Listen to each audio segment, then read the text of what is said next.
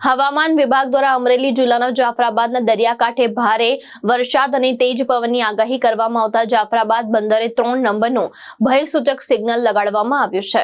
દરિયો તોફાની બનવાની સંભાવનાને ધ્યાનમાં રાખીને બંદર તંત્ર દ્વારા સાવચેતીના તમામ જરૂરી પગલાં લેવામાં આવ્યા છે।